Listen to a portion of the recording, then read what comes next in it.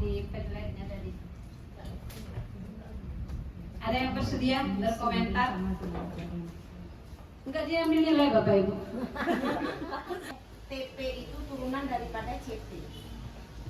Jadi CP itu sudah baku, kemudian turun lagi menjadi tujuan pembelajaran. Tujuan itulah yang akan kita kelola di dalam sistem pembelajaran di kelas. Itu secara ringkas yang kami pahami untuk saat ini. Oke.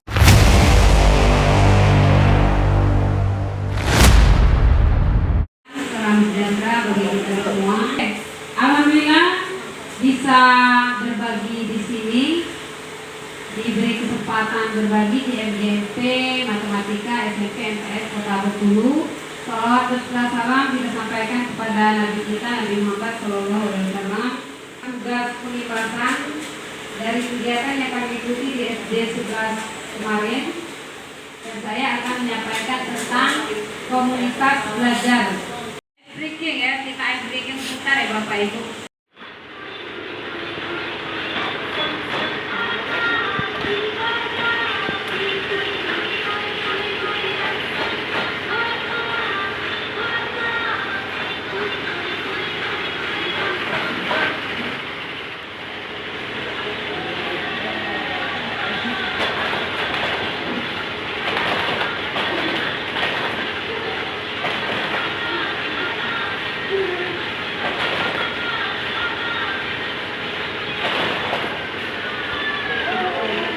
Menurut Bapak Ibu, benar atau salah bahwa komunitas belajar merupakan sekelompok guru dan tenaga kependidikan atau GTK yang berkumpul bersama untuk membahas hal-hal tertentu? Benar atau salah? Benar. Ini jebakan aja kayaknya benar. Sayangnya jawabannya salah. Salah, kurang lengkap dia ya Bapak Ibu. Karena di komunitas belajar itu bukan hanya belajar bersama, tapi guru GTK itu berkolaborasi, belajar bersama, punya jadwal berkelanjutan, punya tujuan, dan untuk meningkatkan kualitas pembelajaran dan berdampak pada hasil belajar murid. Jadi tidak hanya berkumpul belajar saja, tapi ada programnya ya Bapak Ibu. Di sekolah Bapak itu sudah punya kombel semua kan? Kombel dalam sekolah? Sudah. Berarti kan sudah jalan ya Bapak Ibu. Biasanya kalau dari Kemdikbud itu disarankan bahwa kita melaksanakan kombel itu 1 minggu sekali. Cuman kadang itu kok setiap minggu sekali kombel. Apa aja sih yang dibahas di kombel? Minggu kemarin membahas ini, minggu depan apalagi, minggu depan apalagi. Jadi akhirnya kita minggu ini gak ada materi, kita libur dulu. Jadi bukan hanya materi itu, sebenarnya banyak ya Bapak Ibu, bisa diambil di PMM. Jadi kalau ini di PMM ada menu kombel ya Bapak Ibu. Nah ini di menu kombel, di menu komunitas belajar, awalnya seperti ini ya Bapak Ibu. Saya yakin Bapak Ibu sudah familiar semua. Ada komunitas, kemudian bisa buka panduan di situ. Nah ini semua panduan tentang komunitas, dan bisa juga belajar bersama dalam komunitas. Jadi kalau selama ini kita pelatihan mandiri, mengerjakan mandiri atau bersama-sama Bapak Ibu? Pelatihan mandiri PMM sendiri atau bersama dengan teman? Mandiri, benar-benar mandiri. Jadi pelatihan mandiri itu bisa juga kita kerjakan bersama di dalam kombel. Jadi materi pelatihan mandiri bisa kita jadikan materi untuk di kombel. Sama-sama belajar di dalam kombel dan bersama-sama berkolaborasi mengerjakan aksi nyatanya.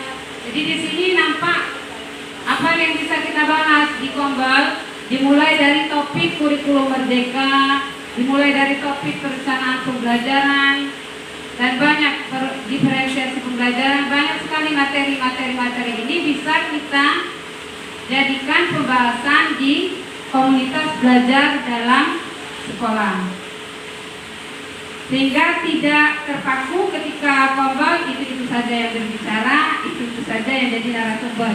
Jadi semua anggota di dalam Kombel itu bisa menjadi narasumbernya. Komunitas belajar ada yang dalam sekolah, seperti tadi semua sekolah namanya sudah sesuai target Kemdikbud bahwa setiap sekolah memiliki komunitas belajar dalam sekolah, sehingga tidak hanya aktif di luar, guru yang aktif tadi juga bisa berbagi di dalam sekolahnya masing-masing. Selain itu ada komunitas belajar antar sekolah seperti kita di MGMP ini. Di MGMP ini kan sudah melibatkan antar sekolah, tidak hanya di dalam satu sekolah saja, tapi kita SMP sekota Bengkulu. Selain itu komunitas belajar daring di PMM. Apakah semua Kombel wajib didaftarkan di PMM agar semua bisa terdata dan bisa saling belajar dan berbagi satu sama lain? Menurut Bapak itu bagaimana? Wajib nggak? Wajib. Tidak. Jawabannya tidak. Yang benar adalah tidak. Jadi Kombel dalam sekolah dan antar sekolah seperti kita ini sebenarnya tidak wajib didaftarkan di PMM. Namun bisa juga didaftarkan di PMM seperti kami juga didaftarkan di PMM. Karena mikirnya waktu itu kalau nggak didaftarkan di PMM nggak terbaca dong dengan orang Kemdikbud seperti itu. Ya, jadi kita daftarkan juga di PMM, namun tidak wajib. Cuman kalau di dalam sekolah sudah ada yang bisa bikin komunitas, nggak apa-apa didaftarkan di PMM ya Bapak Ibu. Nah, fokus komunitas belajar itu ada dua ya Bapak Ibu. Yang pertama peningkatan kompetensi guru, yang kedua untuk berpusat pada pembelajaran murid. Sebenarnya Kemdikbud itu lebih banyak porsinya untuk yang nomor 2 ya Bapak Ibu, berpusat pada pembelajaran murid.